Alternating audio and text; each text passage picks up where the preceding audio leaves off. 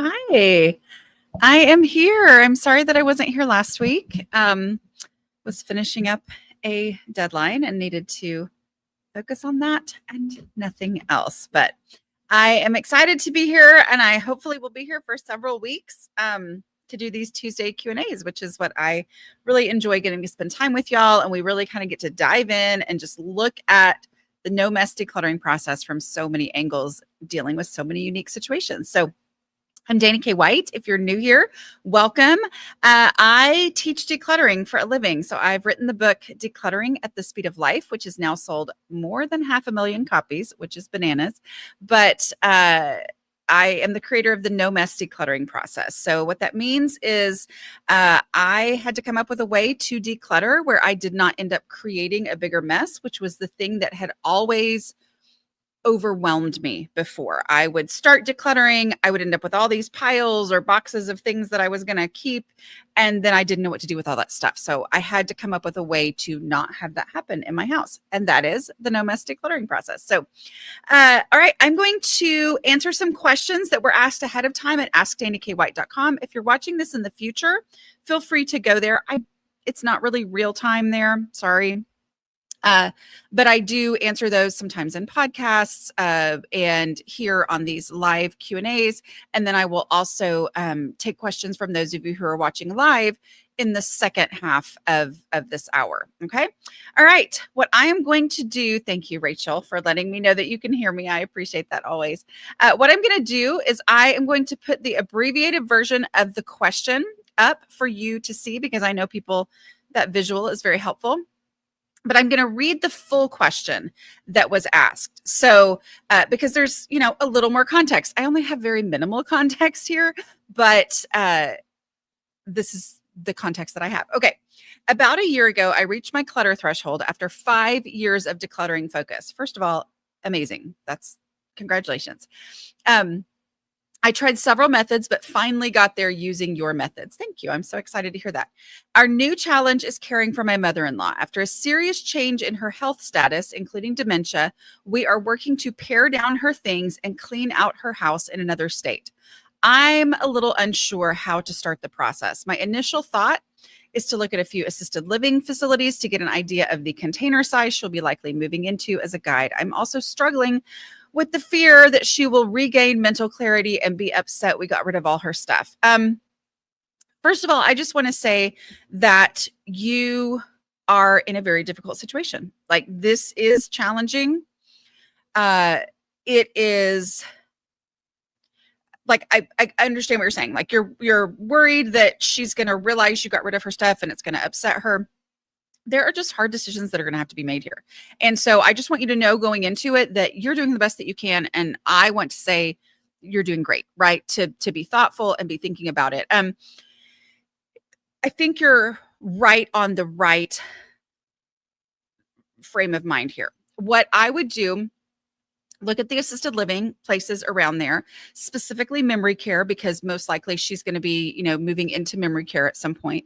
And, just get an average size of the room that she's going to have, the closet space that she's going to have. If you go tour those places, I would take your measuring tape with you and see how long is the closet rod. Because what you can do is when you are then working on her house and the packing things up, mark on the closet rod the probable, you don't know for sure yet, but the probable size of the closet rod that she's going to have when she moves into. And that gives a visual container. And that way, this is the space that we're going to have for hanging clothes. And you use that as the container. Like, these are the most important, or things that she wears or whatever, that need to fit in this amount of space. If the room itself is going to fit one chest of drawers, then pick the chest of drawers that she likes the best, if she's able to pick that, and use that as the container. So go through that and get rid of anything that's in there right now that definitely doesn't need to go. And then, start filling those with the most important things. If you have one chest of drawers in a room, like that's all your clothes as a hanging thing and a chest of drawers, then it's going to need to have socks and underwear and nightgowns or whatever it is that's in there. And that's really going to help bring in that container concept to help you make those hard decisions. But also know you're going to make mistakes. It's going to be okay. It's going to be hard. Even if you do everything perfectly, this is going to be hard because this is a hard situation. So, but that would be my advice for that. Okay, next question. I love what you did with your favorite blanket turned dog bedding. Any idea how I could repurpose an A4-ish painting by my great aunt that I don't want to keep, but I also feel guilty about just throwing away? Okay, so for those of you who don't know, I didn't know this until I moved overseas at one point in my life, but an A4 is basically very similar to our 8.5 by 11 typing paper. Okay, so we're talking about this big, right?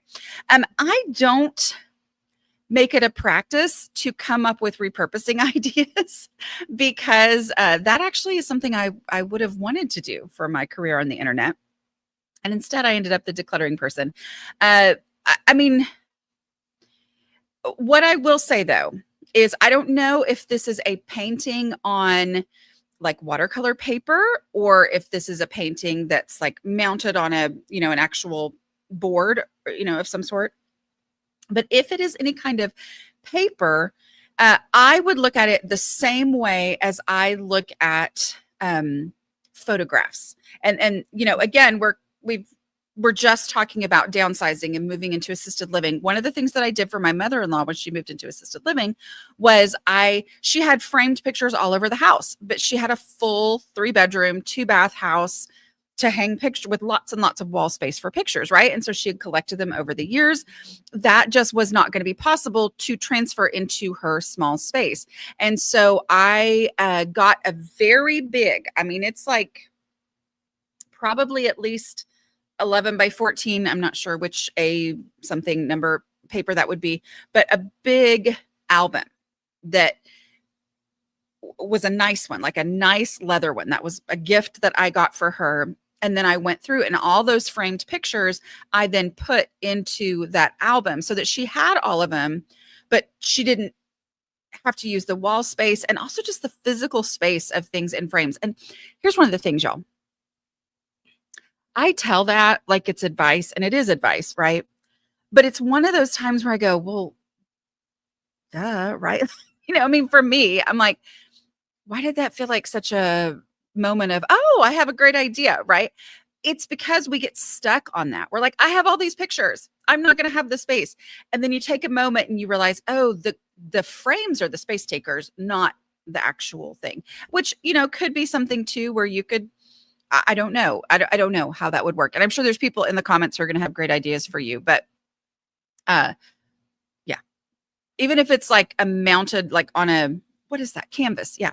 Even if it's canvas, mounted on some wood or whatever, it's possible you could cut that off there, right? Here we go. What do you suggest to do with engraved gifts you don't want? It feels weird just throwing it away. So what I did just now, as I was actually here in time today, which I haven't been in a long time, to go through these questions ahead of time. I just Googled, can you recycle brass? Can you recycle sterling silver? Because those are the things that popped in my brain as the kinds of metal that you might be talking about. I think it's fine, and I'm sure there's some people here who'll have different opinions, but I do think it's fine to donate those engraved items because there are a lot of people who really like that kind of stuff, or who specifically go to thrift stores or whatever to get stuff to recycle. Like that's just a thing. So obviously if it means, if it's like the number one feature of it, but I know depending on what it is, I think it's fine to donate it or recycle it if you're able. Okay. And another thing too with that, so many times when I was literally just, there's a video coming out this week and I was working with somebody and she was stuck on, she had one of those little listening devices, basically, those little, you speak to it and it gives you information. And I think it was an Alexa, I'm not sure. But she was like, I'm stuck on this. I haven't used it in forever, but I've heard that you're not supposed to just throw it away because it has personal information. And so I'm like, okay, let's take a deep breath and do a Google search, right? Like that. It's very normal to be like, oh no, what do I do with an engraved gift? Oh no, what do I do with this thing that might have personal information? Oh no. And for me, it's so reassuring and calming to just be like, okay, I'm just going to learn. Because sometimes I'm scared of what I'm going to find out. Like I'm scared that I'm going to see that absolutely not. You can't recycle anything that's been engraved and it needs there, and don't send it to the whatever. But it's that non-committal research, right? Like all I'm doing right now, I'm not committing to acting on what I learn, but I am learning it. Like it's zero commitment. I'm just going to find out if there's an easy answer. And we found out for her Alexa thing that there was an easy answer. Like it gave exact instructions on how to clear it back to factory settings, So,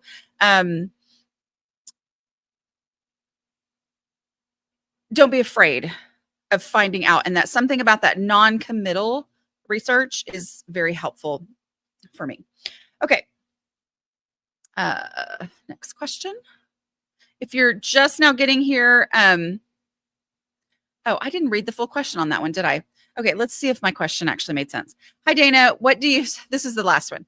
What do you suggest to do with engraved gifts you don't want? I have a decorative plate I was gifted for my wedding 15 years ago. I've never done anything with, and it's just not my style. I kept it out of obligation. Now I'm realizing it's just a dust collector. Okay, yeah, same thing still applies. All right, next question. I have ADD, so when I go to put something away immediately, I usually get distracted by anything and everything.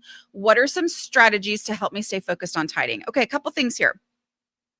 First of all, you say when I go to put something away immediately, so I'm going to take your word for it. But for somebody else who might ask this question and might be assuming this is what's going to happen. I hear this from a lot of people who say, I have ADD, this would not work.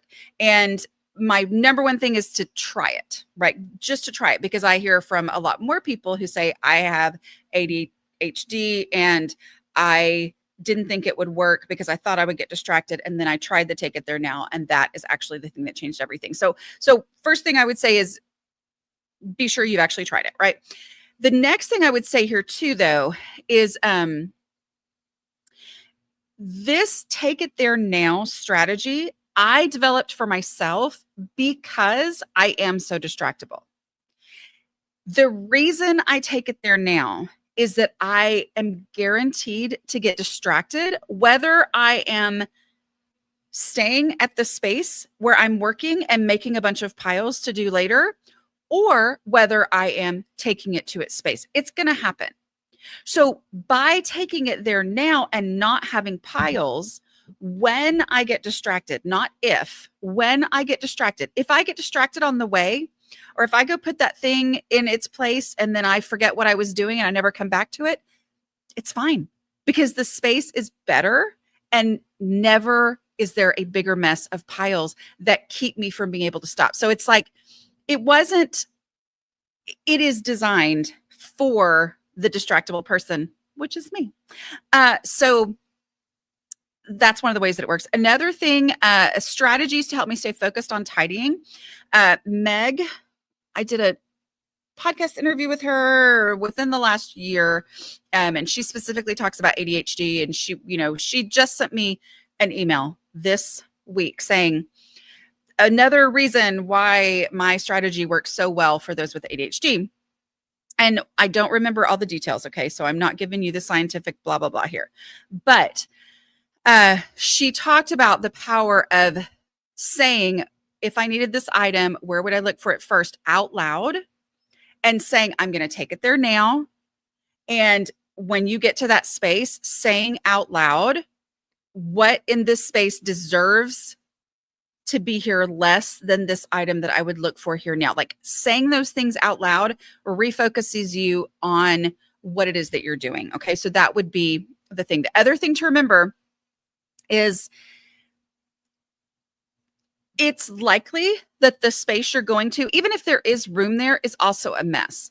One way to get focused back on that original project is to take a piece of trash or an obvious donation out of the space where you took it there now, and then your trash bag and your donate box are back at the original place where you were decluttering, and that brings you back there. But just remember, this 5-step no mess decluttering process allows you to be you. What I do not find effective is me going, don't get distracted this time, don't get distracted this time, don't get distracted this time, right? Like, that's not effective. What's effective is to do things in a way where I am going to make progress, period. And if I get distracted, it's not the end of the world, because it's just my reality that I am going to get distracted. Okay, let's see the next one. How do you deal with keeping the mess under control when your schedule keeps changing? Right now, I might be doing a job Monday, Wednesday, Friday, but I might not. I'm working to get my CDL to change to another job. My current job is every day, but I have a break from 8 to 1:30. But the maybe job subbing for a preschool may start to be full time. The Monday, Wednesday, Friday soon. My husband is a driver for a grain mill. It's not realistic to depend on him for extra work because he's never home at the same time. Okay, totally understandable challenge, legitimate challenge. Okay, and here is what I found to be the most effective for me, that has worked through multiple schedule changes and times of not having any kind of a set schedule.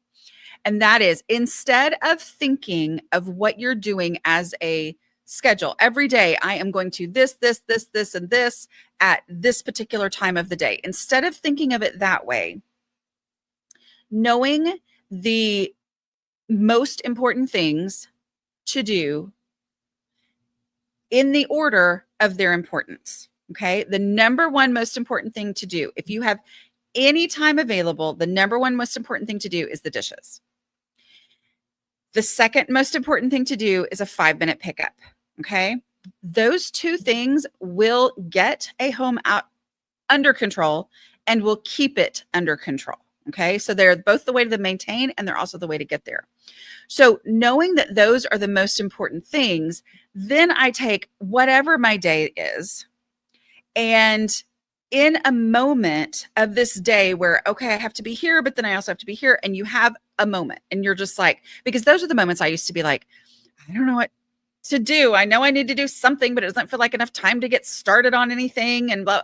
Instead, I know in that time gap, that little awkward pause, the most important thing to do is do the dishes. So if I have a moment, I'm going to do some dishes. That's my focus. And knowing which things are the most important then takes away the whole, I'm going to do my dishes every day at such and such time. And then life happens and we have a soccer practice, or I have to be at work or whatever at that time that I thought was going to be my time from now on. And now it doesn't work. And then I would be like, oh no, this isn't going to work for me.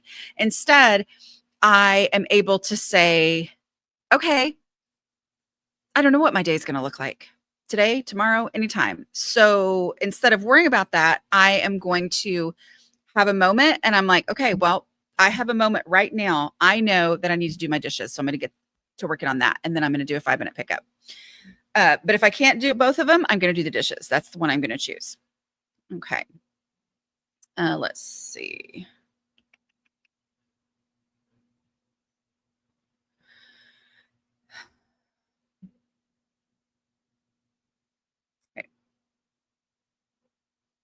Okay. I'm going to read the full question. What you're seeing here is the abbreviated version. I'm the family historian of my family. After my mother died, I was given all of the family history things, pictures, documents, newspaper clips, and more. How do I organize all of this in a small space? How do I get rid of what is not needed without emotional guilt attached? I don't want to let down generations of my family, but I also don't want future generations to have to deal with all of the baggage attached to these things. I would go through the 5-step decluttering process. Okay. So what does that look like in this? And the abbreviated version of the question doesn't fully give like the actual what we're dealing with here, which is like family history, right? But I would go through the process. So the first step is trash. It is very normal and easy to assume that there's no trash. Even if you know that there's no trash, you're still going to look through it. Okay. And you're going to look for trash because that is a non-committal way to look through everything, saying there's probably no trash, but if I happen to find something that's trash, I'm going to get rid of it. Maybe you find out that there were 6 different cutouts of the same newspaper article. Maybe you see that there is a picture of someone's shoe and you have no, like whatever it is, go through. If you find yourself going, I don't know if this is trash, then that's not what we're talking about. Just if there happens to be anything, if there is 5 empty envelopes that somehow ended up in this stack, those can be trash, right? So you go through looking for trash. You look next for anything that you do know what to do with. Like, right? Is there anything in here that I already have an established place for that kind of thing for the family, whatever. But you go through and basically, ultimately, those last 2 steps are going to be really powerful for you. Meaning, the final step, the container concept. It all comes down to the container concept because you're so correct in saying, I don't want to overwhelm future generations. So the best way to do that is to really curate, which does mean get rid of extraneous things, right? I'm not sure if that's the actual definition of curate, but anyway, get rid of the excess and get it down to the most important things. So it comes down to the container concept, which would be, what space do you have to devote to this stuff that doesn't take up the space that you need for everyday life, and also that could easily be passed down to the next person without overwhelming them? Is it a shoebox? Is it one tub? Is it a drawer? What is it? And you decide that, and then that space decides how much you can keep. And then you look through things with that in mind of, is this item important enough to go in this place? I know in our family, my aunt has, gone through electric bills from the 1940. Okay, but if I know that I only have this much space, then I'm not going to keep every electric bill. But if I find it really interesting, this is the one from this house and this is the one from this house, then great. Those may deserve space there, right? But it just naturally sorts out. Part of that 5th step too is consolidating. It's putting like items together. So that alone, without making huge piles and stuff, right? But putting like items together so that you are able to see, oh, I've got a stack this high of electric bills from 1943. Okay, I can definitely diminish that down to, 1 or 2 interesting ones. Let's see. Okay. Next. Let's see.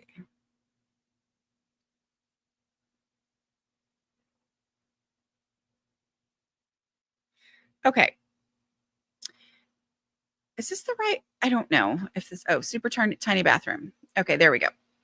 Super tiny bathroom. Any thoughts for not having drawers? I'm going to read, actually, this was the same person who had said the other part. And so I'm going to read what else she said. I pretty much live in my bedroom. I've stored things from previous years and the passing of parents. I try to declutter and toss out things only to get lost in the memory. Is it okay to simply store some things? Oh, this is a different question. What? I'm so confused, y'all. I'm sorry. See, I have been, I thought I had that question somewhere. Oh, here we go. Yeah, I try to declutter. Oh, y'all. Sorry. Okay. I pretty much live in my bedroom, stored some things. oh, my daughter put some things in here while I was in the hospital. If you can give me some advice about storage secrets, I really need them as well. Okay, I am going to say that if you pretty much live in your bedroom and you do have other space in your house, the answer is going to be decluttering, not storage. So I would take away the idea of finding the perfect storage solution. Even if you're like, no, I really do want to store some things at some point. There's a lot of decluttering to do before you ever get to the storage solutions. And I don't really teach storage solutions because what I teach, like I stay in my lane of decluttering, getting rid of things using the 5-step process. So we're not just arbitrarily saying, get rid of all your stuff. I'm not doing that, but go through the process and declutter first, because you cannot have any concept of storage until you get there. But this part of the question, is it okay to simply store some things in case granddaughters want them?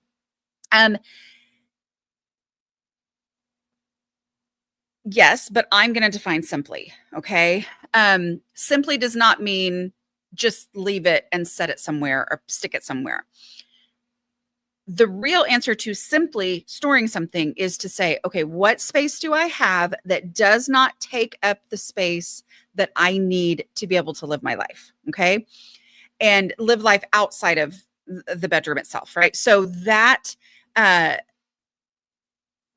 space, maybe it's a shelf, maybe it's a drawer, maybe it's one tub on a shelf in the garage, not just a tub randomly stuck there, but that's going to be the container.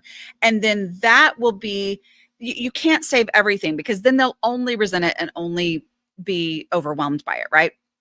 So instead, you go ahead and curate according to your space. This is the space that I can devote to this. That space is going to determine how much stuff I can keep for my granddaughters in case that they want it. But I'm going to be putting in the best choices that I can make into that space. But once that space is full, that is the limit to what I can do. But I can't do more than will actually fit in my space and work for my actual life that I'm living. Let's see. Quick one. If the 5-minute pickup, is the 5 minutes in each room or 5 minutes for the whole house? In other words, do I need to do 5 minutes in the kitchen, 5 minutes in the living room, etc.? It's whatever you want it to be. The goal, I think it's a great goal to have the whole house in 5 minutes. The whole house decluttered to the point where a 5-minute pickup with everybody who lives there all doing 5 minutes, at the same time, that be able to get under control. That's the goal. But it's a great gauge. It's a great practice to, okay, my kitchen's starting, I'm gonna do a 5-minute pickup in here.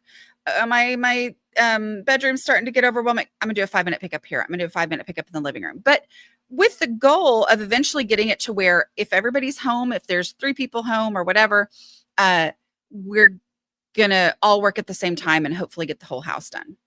Let's see. Okay, I did want to cover this one. It says, I am disabled. I find the hardest step in your method is the easy stuff. I have to wait for someone else to actually move the items to their homes. How would you modify? What I would say here is focus on the things that you can do, even though, like, instead of thinking of it as, okay, the first step is trash. I did that. And now I'm at easy stuff. Oh no, I can't actually move these things. What am I going to do? Right? If there is something that you can't move, then, and you don't see anything else that's easy that you can move, like maybe it just goes a foot away or something right here where you are, move to the next step and go with obvious donations, right? Which is donation, step 3. Like, don't let yourself get stuck in one part of the process, because it's more important to keep going, right? And so when you hit that, oh no, here's a legitimate challenge, here's a legitimate roadblock, I'm gonna do that. I do want to say though, like on the podcast, it came out here on YouTube on Saturday, okay? In that, so I had a retreat for my Patreon people, and they were like so lovely and willing to like share some of their own personal progress. And one of our members specifically said, she was like, she is disabled. And she said, I didn't think I could do the Take It There Now. And so I was trying to come up with modifications. And then when I did the take it there now, she was like, oh, actually, it made me make that progress. And I know there may be things that are physically you cannot move, but also as you get rid of the other things that you can do, right? Like because a trash bag and a donate box are right there. So they're not going to require any moving around. As you get rid of those, it's going to then change your perspective on the easy stuff. And I love that you understand easy does not necessarily mean physically easy. It means decision free. You're going to see that and your perspective on it is going to change. Okay. Because the other truth is you have to declutter for the actual life that you're living. So is this something that needs to be in your house if it's something you can't physically access on your own? And some things will qualify for that, right? Like you may know that you're able to get help from family members when it's time to go into a such and such season where these things come out of storage. Okay, that's great. But there may be some other things that you realize, I think I'm gonna let those things go because they don't fit in this current stage of life that I'm living, right? And so I think that's part of the value of the taking it there now is facing reality. Like, oh yes, I would look for this, in the attic part of my third floor and blah, blah. And then I go, wait a minute, I don't want to or can't get to that space. And then it suddenly makes that item look different to me, right? Like I realize, oh, actually, I would not go looking for that, right? Like I just wouldn't ever use that because this is now a phase of my life where I don't do anything that requires me to go to the third floor, right? So, yeah. The other thing too is the more you can get out that you can do, like focusing on what is it that I can do in the situation that I'm actually in. If you're able to do that, then when someone comes to help, it's so much clearer and quicker and easier for you to be able to say, that goes to this place, that goes to this place. Can you do that for me? Than it is if there's, you got stuck on that step and you left some other stuff that actually could have left and gone in the donate box or the trash or whatever. And you are trying to tell them, okay, no, not that, this, not that, this, you know what I'm saying? Like it just it's clarity. It brings clarity. Okay. I'm going to take questions from those of you who are watching live. What I will, I will get to the ones I can. I definitely can't get to all of them. I promise I don't purposely skip people. But if you would like me to answer your question, it's always a good idea to put some question marks at the beginning of your question, because as they're scrolling by, it's a little bit more likely that I'm going to see I'm going to notice your question. The where would you look for it first thing has actually backfired at our house, as our 3-year-old says it whenever he picks things up and then puts things in super random places. That is hysterical. That is frustrating, but also funny, right? They're so cute. It's just copying what you're doing. What do you do when your kids are over their clutter threshold? 6 sets of shoes, jackets, book section. Do you separate them into rooms, consolidate them together? As much as I try, I cannot figure it out. If they're over their clutter threshold and they can't handle it, they may need to have fewer things, right? Like 6 sets of shoes. And I don't know if you mean 6 kids or if you mean, I don't know. So I'll just give the general answer, which is anytime you are over your clutter threshold, you need to have less stuff, right? That doesn't mean one of the kids doesn't get shoes, you know that, right? But yeah, declutter until it's an amount that you can handle easily. Okay, let's see.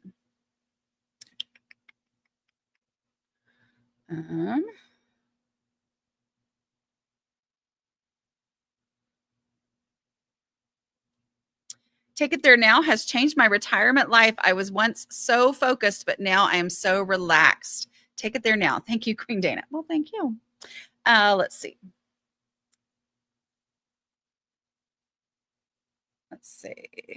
Looking for, y'all are just talking among yourselves.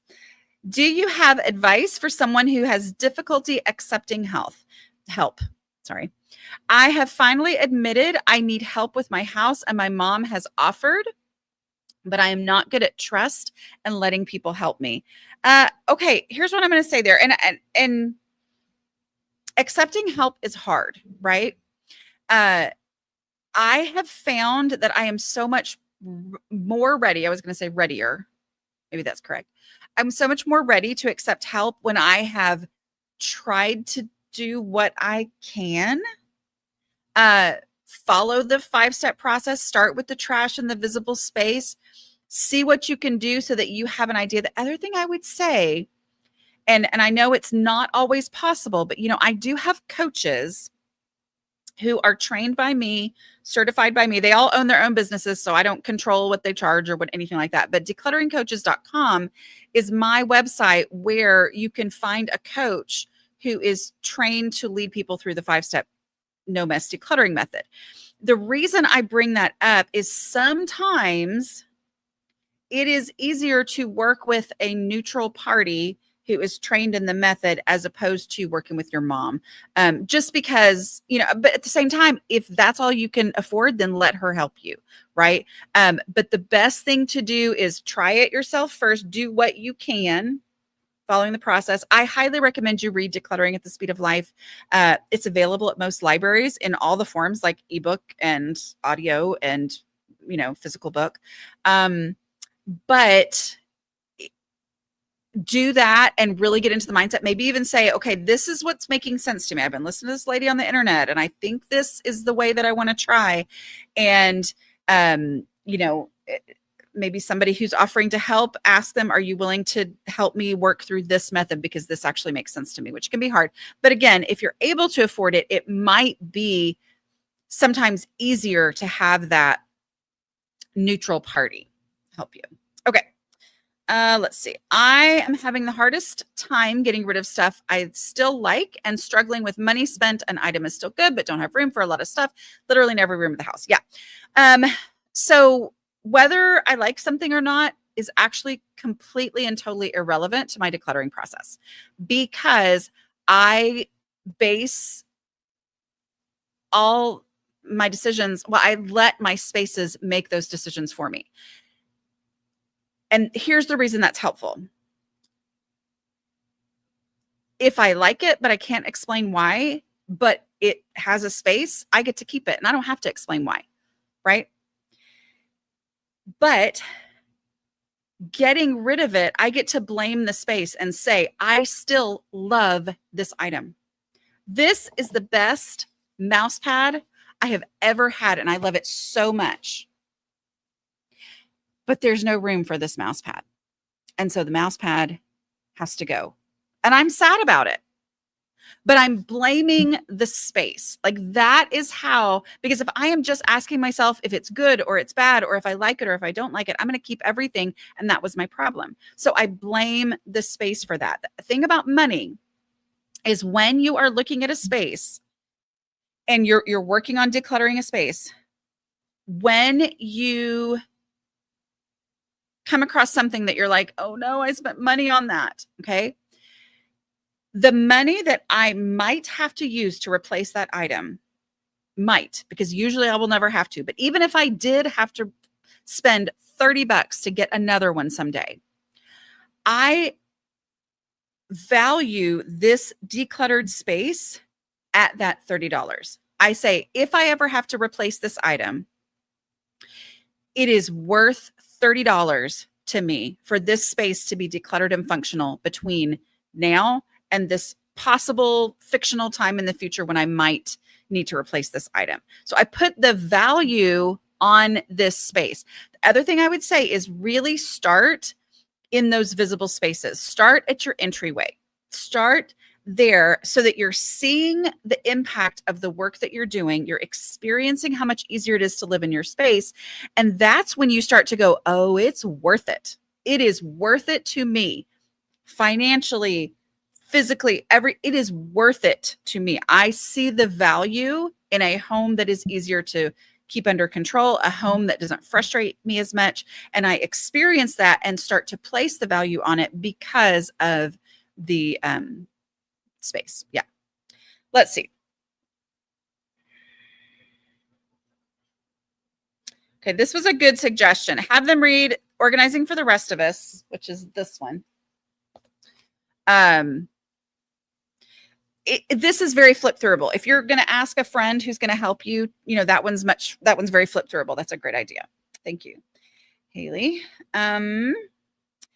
I use the no mess method for real at the last all day declutter, which is a take your house back thing. Take your house back is not on sale right now, so I don't usually like to talk about it, but when it's not on sale, I followed you for about 2 years, and this method is a game changer for an overwhelming space. Only progress. Thank you.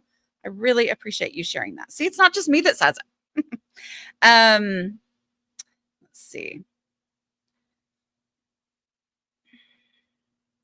Does it make sense to declutter if the dishes still get out of control? I want to feel like I'm making progress, but I have a really hard time keeping up with the dishes. It always makes sense to declutter. You are as long as you are using the no mess process, it is never a waste of time to declutter. As long as you're actually decluttering and not stuff shifting, meaning things are leaving the house or being given a real home, with something else leaving the house in order to give them the space to have a real home, right? Like if you're really truly decluttering, it's always worth it. If your dishes are still getting out of control, zero in on those. Like if you even just say, okay, for this next 5 days, next 7 days, I am going to feel like a success if I get my dishes done every single day. That's my thing. Even if it means I'm not going to declutter for the next 7 days, I'm going to zero in on the dishes, because truly understanding the power of dishes math, that 1 day's worth of dishes is not overwhelming. It's when they are multiple days, that's when it's overwhelming. That is really going to change things for you. Okay, let's see. Also, if dishes are your issue, you need this one. How to manage your home without losing your mind. That's me, much younger. With professional hair and makeup. But that, again, available at most libraries. And if your library ever doesn't have it, just ask them to get it. And most of the time, they will let you be the first one on the list to get it when it comes in. What do you do if you came to help someone using your method and you find mouse droppings in the cabinets you're decluttering?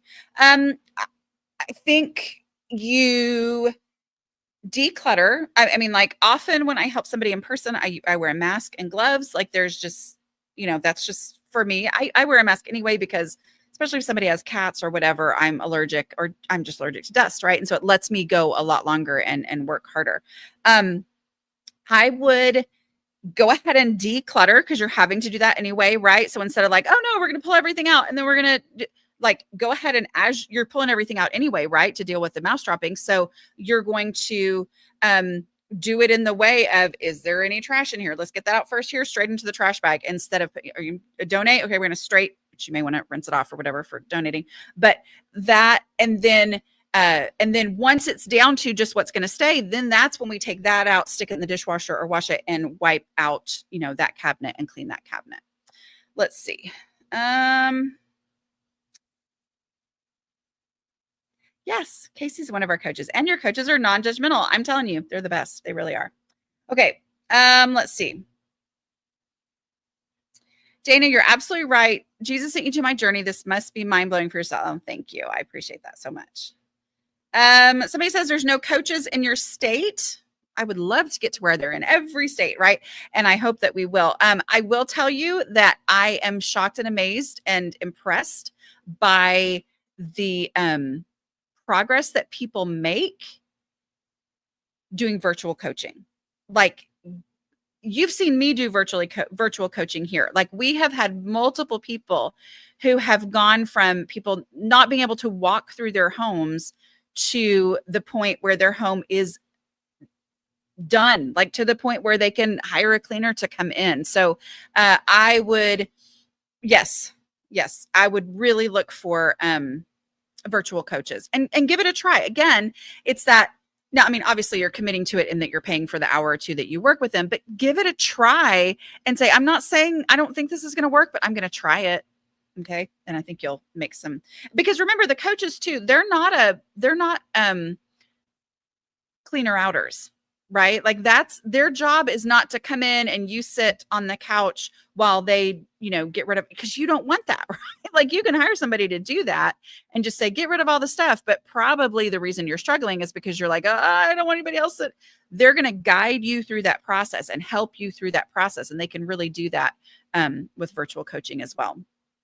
I have so many brand new items in my unfinished basement. I could open a store. Why is it so hard to let go of these things? I know the money's already gone. Yeah, it is hard. I would, instead of thinking of it as so many brand new items in my unfinished basement, instead I would go down to the basement and I would look for trash. And you're like, no. It's all great things. Okay, but you look for trash anyway, because that then helps you not think of it as a category of so many brand new items. And instead you're looking at individual items, and you will find trash because that just happens, right? And then go through, is there anything here that I do know what to do with? Oh, actually, yes, this thing I bought and somehow it went down here with all the other brand new things, but I actually do need that one. And you get that to its space elsewhere in the home. And then this space starts to diminish a little bit. And then you say, all right, is there anything here that I would be willing to donate? Because there's a lot of stuff that, like you said, oh, it's so hard. Is there anything that isn't hard? Get that out and then go through the process. And that will, it's not easy. It's not easy, but it's possible. Okay. Let's see. My entryway is the only place that is organized and not cluttered. So the way the visibility rule works is this. You start in that space. If it's great, then you move to the next most visible space. When you're inspired to declutter again, because you will be inspired because you're going to be like, that looks so good. I want to declutter some more. I really made progress. You always go back to that most visible space, and it's going to take you 4 minutes instead of 2 hours this time. And then you're going to move to the next one, and it's going to take you 7 minutes instead of an hour and a half. And then you move to the next one. And that's how you make real, actual progress in the home. Let's see.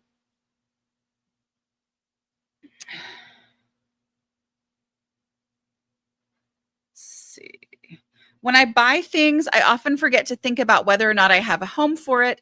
Any tips on becoming better at realizing when I don't have the space and should skip buying something? Yes.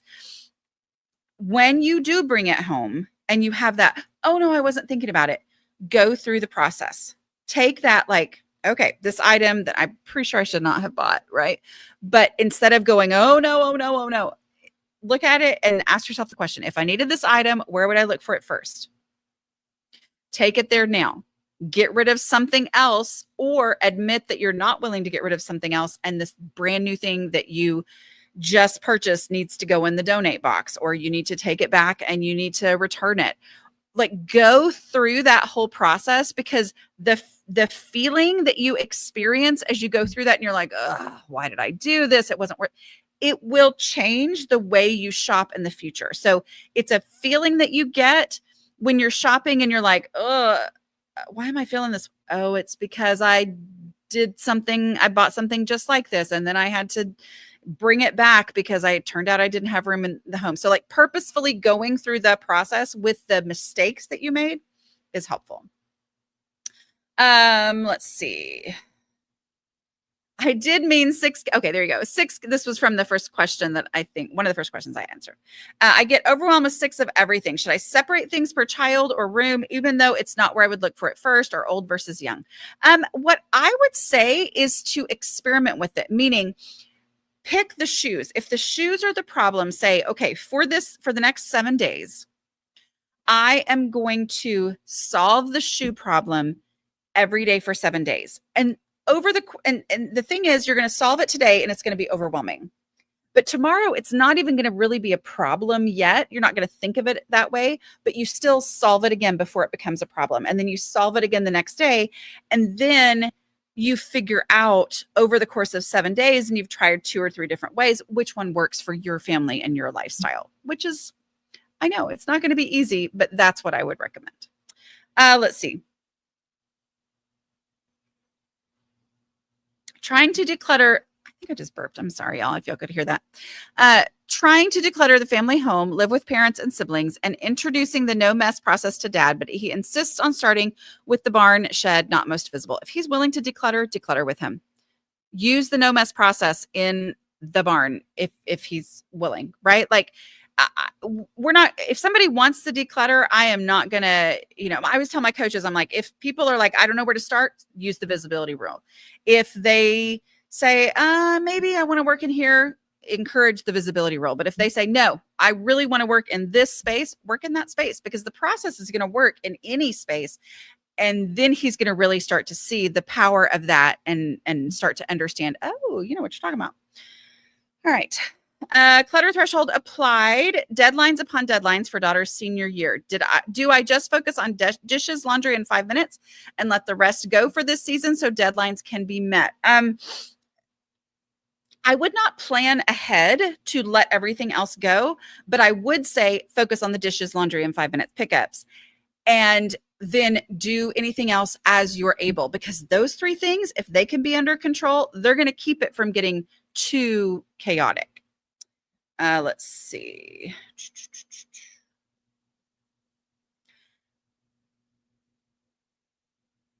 Okay, I think this is continued from the dad's thing. Specifically because an empty shed means, okay, so basically insist on the take everything out. I would focus in on the shed and say, yes, I'll absolutely help you in the shed, but can we try this method? Same thing as non-committal experimentation works for those of us who struggle and are personally into this, figuring it out. I just say, hey, can we try this method? Let's just, I'll be here first. And like, do you see any trash? And here, I've got the trash bag and I'll help you. Do you see any trash? And take his word for it when he said, and lead him through the process as much as you are able. Let's see. It's not y'all that are making me yawn. It's myself. Okay.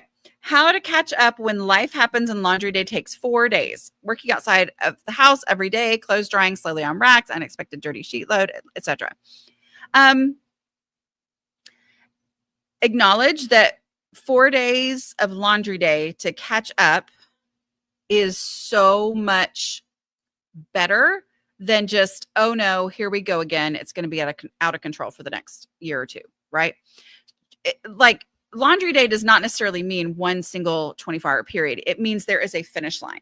It means this is a week's worth of laundry and here's the finish line. The other thing too is the unexpected dirty sheet load. If I have kept things, if I've been doing a laundry day, then I have an empty washer that is available for the unexpected stuff, right? So that helps. The clothes drying slowly on racks as part of the laundry day. I think I have somebody had written in and said, like, oh yeah, laundry day takes me this amount of time because I have to, dry things on the racks, which I know is the case a lot of places outside the US. But it's a mentality of I'm getting 1 week's worth of laundry done. The key though is that yes, it takes 4 days this week, but I am going to do laundry day again on the 7th day or the 8th, whatever it is, like on that same day that I started the next week. And that's how I keep it from then just kind of growing and growing and growing like it used to. Let's see. Got time for a couple more.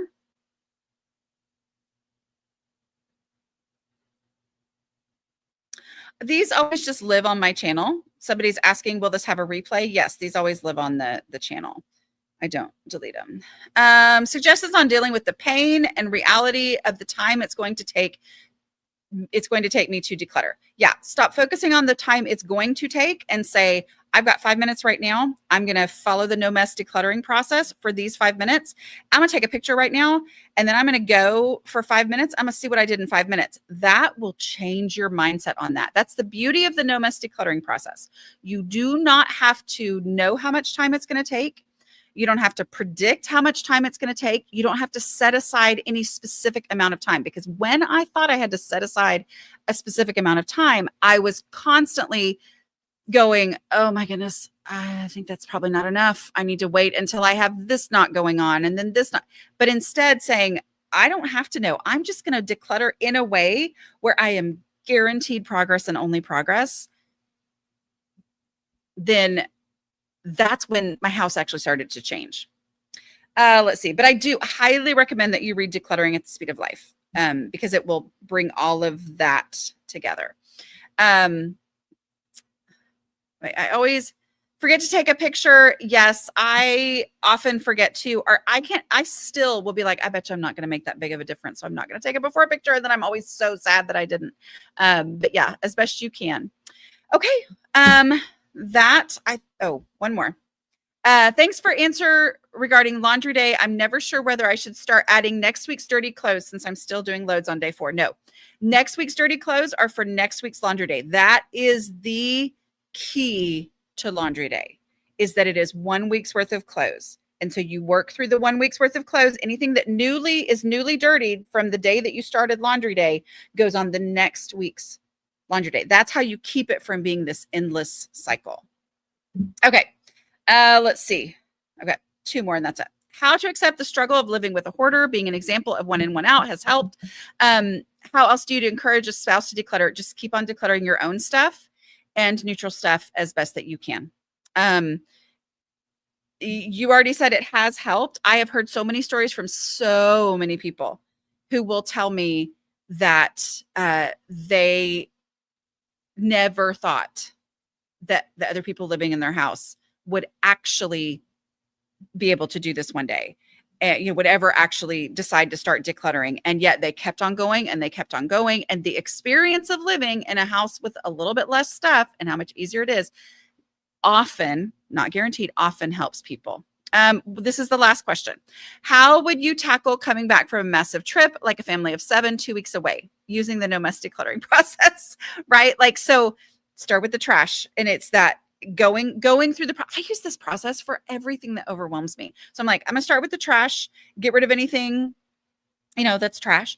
And then what is easy? What do I know exactly? Okay, my hair dryer goes here. My hair products go here. Go through that. And I talk myself through it verbally often. And then if I needed this, where would I look for it first? And then also, honestly, I unpack at the washing machine and I just put everything in the washer. And my family knows this is my paranoia about bed bugs, but because you've just heard all those stories, right? But my paranoia makes me just everything that gets taken on a trip gets washed, which honestly sometimes keeps me from overpacking, because I'm like, if I don't wear it though, and I probably won't wear it, I'm still going to have to wash it. And I'm just not going to take it with me. So it helps a little bit. All right. This was fun. And I will hopefully talk to you next week. All right. Bye.